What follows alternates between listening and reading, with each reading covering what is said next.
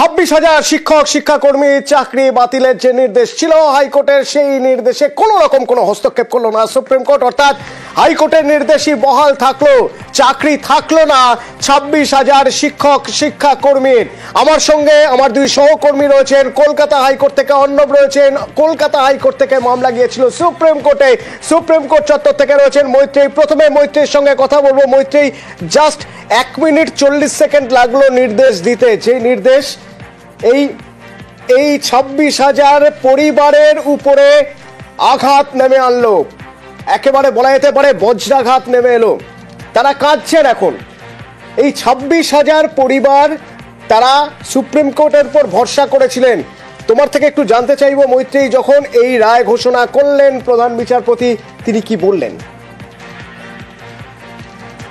দেখো, প্রধান বিচারপতি এই রায় ঘোষণার সময় তিনি খুব স্পষ্টভাবেই তিনি জানিয়ে দেন যে এই মামলায় যে দুর্নীতি হয়েছে সর্বতোভাবে সেই বিষয় সম্পর্কে এবং নিয়োগ প্রক্রিয়ায় যে ভায়োলেটেড হয়েছে সেই সংক্রান্ত বিষয়ে তারা নিশ্চিত হয়েছেন এবং তাদের হাতে এমন কোনো তথ্য এসে পৌঁছায়নি যাতে তাদের মনে হতে পারে যে হাইকোর্টের যে নির্দেশ, অর্থাৎ হাইকোর্টের ডিভিশন বেঞ্চের তরফ থেকে যে নির্দেশ দেওয়া হয়েছিল তাতে হস্তক্ষেপের প্রয়োজন রয়েছে। যদিও তারা জানিয়ে দেন যে তারা কিছু মডিফিকেশন করছেন, কিন্তু সর্বতোভাবে হাইকোর্টে ডিভিশন বেঞ্চের যে নির্দেশ ছিল তাকেই তারা আপহোল্ড করেন।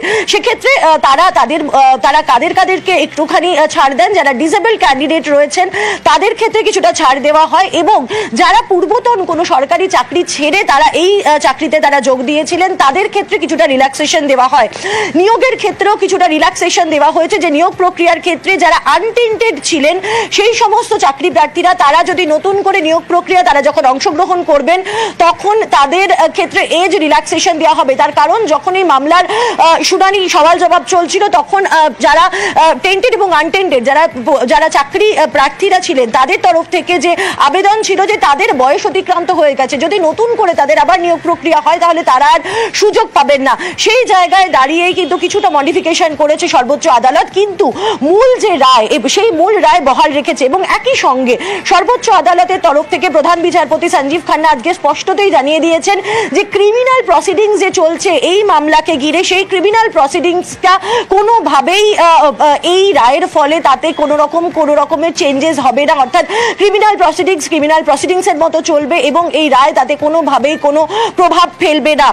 সার্বিকভাবে সুপ্রিম কোর্টে তাদের যেটা অবজারভেশন যে তদন্ত এবং যে নিয়োগ প্রক্রিয়া রয়েছে সেই নিয়োগ প্রক্রিয়াতে ব্যাপক দুর্নীতি হয়েছে এবং টেন্টেড এবং আনটেন্টেডদেরকে আলাদা করা সম্ভব নয়, এবং সেই পরিস্থিতিতে দাঁড়িয়েই তারা মনে করেছেন যে হাইকোর্টের ডিভিশন বেঞ্চের যে রায় সেই রায়ে হস্তক্ষেপ করার কোনো প্রয়োজনীয়তা তারা দেখছেন না। অতনু, মৈত্রীর সঙ্গে থাকো। আমি অন্যদের সঙ্গে কথা বলার আগে একবার আইনজীবীদের বক্তব্য শুনবো।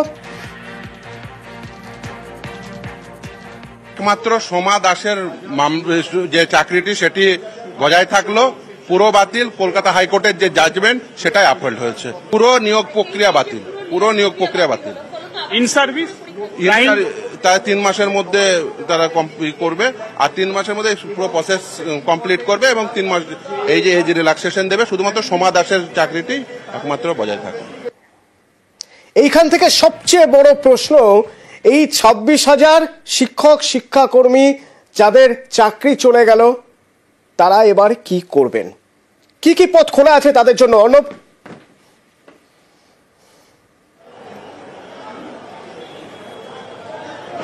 দেখো, সুপ্রিম কোর্ট শীর্ষ আদালত, তার উপর তো কিছু নাই এবং এরকম নয় সুপ্রিম কোর্ট যে রায় দিয়েছে সেই রায়ে কোনো লার্জার বেঞ্চের কাছে মামলা পাঠিয়েছে তাও নয়, এবং ক্লিয়ার কাট রায়। এই রায়ের আর একটা স্কোপ আছে, যদিও সেটা খুব ন্যারো, খুব ক্ষুদ্র, একটা রিভিউ চাওয়া যেতে পারে এবং সেই রিভিউটা সেক্ষেত্রে রাজ্য এসএসসি বা মধ্যশিক্ষা পর্ষদ বা মামলাকারীরা চাইতে পারে, কিন্তু সেই রিভিউর রেজাল্ট খুব একটা ভালো হয় না। অতীত অভিজ্ঞতা তাই বলছে। একটা রিভিউর অপশন আছে, এটা আইনি পথ এবং সেই পথটা এখন যায় কিনা রাজ্য বা এসএসসি, কিন্তু তাতে খুব বেশি চেঞ্জেস হবে কি হবে না সেটা নিয়ে কিন্তু সংশয় রয়েছে। সমস্ত আইনজীবী সেই কথাটা বলছেন। আমি আইনজীবী ফিরদৌস স্বামীর কাছে যাবো। এরপরে এই আজকের রায়ের পরে অন্য কোনো আইনি পথ কি আর রইল চাকরি ফিরে পাওয়ার? এই যারা চাকরি হারালেন, বিশেষ করে যোগ্য যারা, আমাদের আইনে করতে পারে, শুধু কতটা গ্রহণ করবেন সেটা সুপ্রিম কোর্টের উপরে নির্ভর করবে। ফলে এই নিয়ে মন্তব্য করব না, কিন্তু আজকের যা রায় হয়েছে তাতে কলকাতা হাইকোর্টের যে রায় সেটি আপহেল্ড হয়েছে, বাতিল হয়েছে।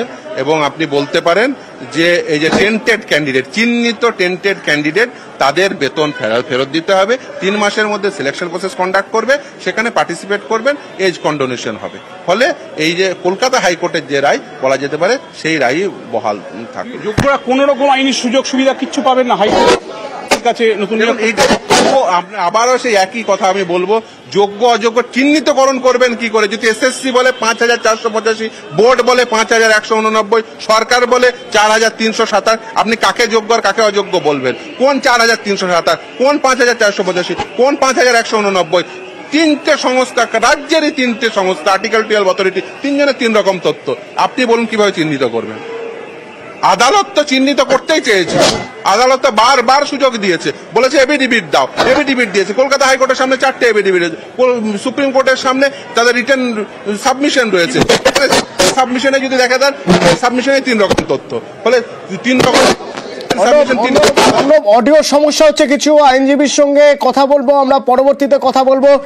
একবার তাদের কথা শোনা যাক, যারা সব হারিয়ে বসেছেন, যাদের কাছে ভরসা ছিল সুপ্রিম কোর্ট, সুপ্রিম কোর্টের উপরে তো আর কিছু নেই। সুস্মিতা রয়েছেন এখান থেকে, শহীদ মিনারের পাদদেশ থেকে, তাদের সঙ্গে এবার কি করবেন, তারা কি বলছেন? দেখো অতনু, এই মুহূর্তে শহীদ মিনারের পাদদেশে যে সমস্ত চাকরিহারা শিক্ষক শিক্ষিকা তারা শুধুমাত্র সুপ্রিম কোর্টের উপর ভরসায় ছিলেন, তারা এই মুহূর্তে কান্নায় ভেঙে পড়েছেন। এবং আবেগ যেমন, তার আবেগঘন পরিস্থিতি যেমন এই মুহূর্তে শহীদ মিনারের পাদদেশে, ঠিক তেমনই আগামী দিনে তারা কি করবেন এবং সম্মান খুইয়ে তারা কিভাবে মুখ দেখাবেন নিজেদের এলাকায়, সেই আতঙ্কের প্রহর গুনছেন তারা। সরাসরি একবার কথা বলবো সেই চাকরিহারা শিক্ষক, যিনি গত বেশ কয়েক বছর ধরে লড়াই যেমন চালাচ্ছেন, ঠিক তেমনই গত বেশ কয়েক বছরের লড়াইয়ের পরে তিনি চাকরিটা আদায় করেছিলেন। এরপরে কি করবেন? এই যে চাকরি, সুপ্রিম কোর্ট হাইকোর্টের রায় বহাল রাখলো এবং আপনাদের গোটা প্যানেল বাতিল হয়ে গেল, এরপরে কি করবেন?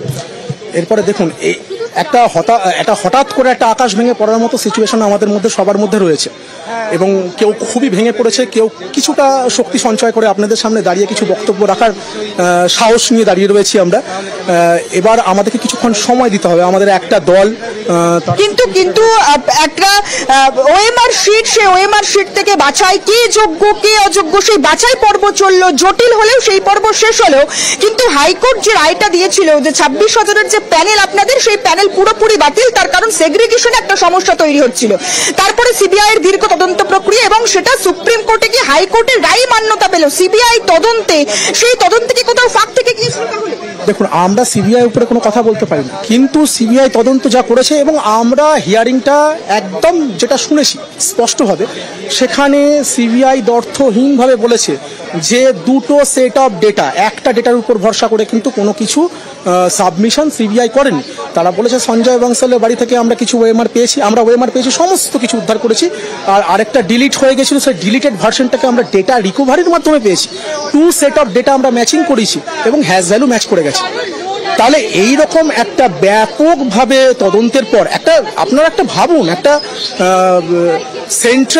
সেন্ট্রালের একটা অথরিটি যে ইনভেস্টিগেশনটা করেছে, এটা কিন্তু রাজ্যের কোনো অথরিটি নয়, এটা সেন্ট্রালের অথরিটি। তাহলে তার তদন্তের খামতি থাকবেই বা কেন?